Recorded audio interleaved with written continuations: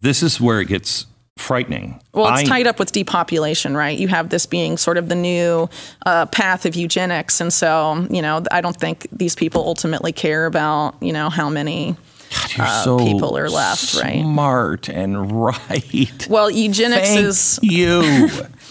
I mean, well, people like to act like eugenics disappeared, and it hasn't. It's just rebranded. And if you look at the history, it's very clear, and it's very disconcerting. That's why everything you're seeing that is coming out of policy all over the world, all of the World Economic Forum seems so look Malthusian. At Canada, the medically assisted death originally was going to be for terminally ill people. Now people are pitching it to homeless people in Canada, saying, "You're too poor to live. Do you want to kill yourself?"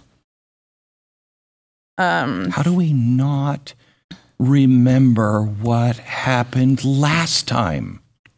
Well, I think some of these people, you look at the Rockefellers, they funded what happened last time. There's sort of these mergers, because there's many of them, of Silicon Valley companies and big pharma. They're framing it as healthcare, but it's eugenics being framed as healthcare. And it's really... terrifying. I mean, it's terrifying. It's crazy. There's a lot of words for it, but ultimately it has to be stopped. And unfortunately, COVID has set this precedent where it can be mandatory, or where you can lose your livelihood, where you can, not be able to travel. You can basically be placed under house arrest unless you agree to it. If you don't, in the grand scheme of where we've all been upgraded. We're all part of the internet. Upgraded. Yeah, I know. I don't think that's the intention. That's how they're selling it to people. If you look at this, for example, the British Eugenics Society, where a lot of this came from, you look at someone like H.G. Wells, best known as a science fiction writer, but also a avowed eugenicist. He predicted that in 100 to 200 years, there would be two human races.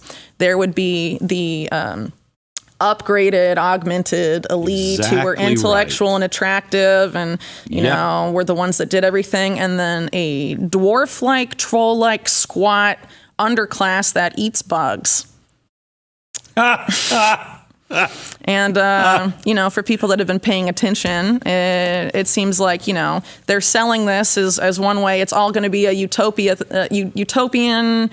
thing if we all upgrade. I mean, that's how it's being framed, right? But if you look at how these people think, they don't want that. They're looking at feudalism and how do you create a class of slaves that cannot even cognitively rebel ever again.